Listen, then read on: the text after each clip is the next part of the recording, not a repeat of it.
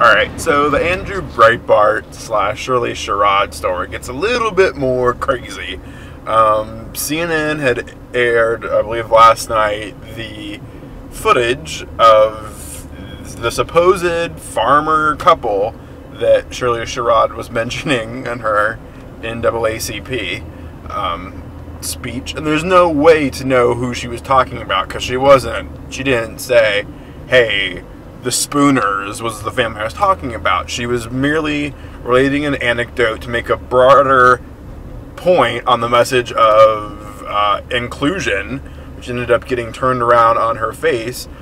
Andrew Breitbart was on this afternoon on John King, or this morning, I just saw it on YouTube, basically saying that there's no way to know if this is the actual farmers that she was referencing, and is CNN doing any fact-checking, and blah, blah, blah, blah, blah. And it's like, so you published a very edited, actually misedited clip that completely flips what she was saying.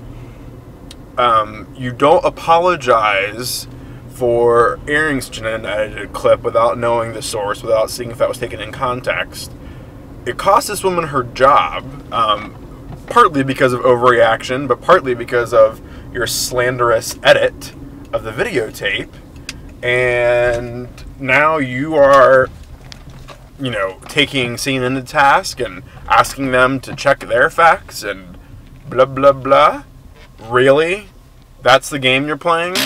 And I was reading Twitter. I don't remember who sent the tweet. It was retweeted by Glenn Greenwald, and he said, Tom Vilsack,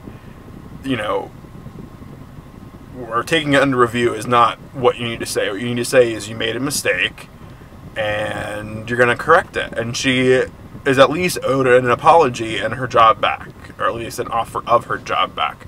She said she doesn't know if she would take it back. But, when you fuck up as royally as Andrew Breitbart, Fox News, and the Obama administration and the USDA officials have, you apologize and you try to make it right. You don't sit there and try and bury it under, levels and levels of, well, we did what we knew was best at the time. You apologize. That's what happens when adults make mistakes, even if they're in Washington and in the media. They apologize and say, hey, I screwed this one up. I'll work harder next time to not let it happen again. But instead, they're all pointing the finger, and all the fuckers are responsible. Excuse my language. But it's like a bunch of kids. It's like they're each holding, one part of the gun, and nobody is, willing to take responsibility that the gun went off and hurt somebody. It's like you all played your part, and you all need to apologize for it. But no, they haven't done that yet. They may not do it ever. Pissing me off.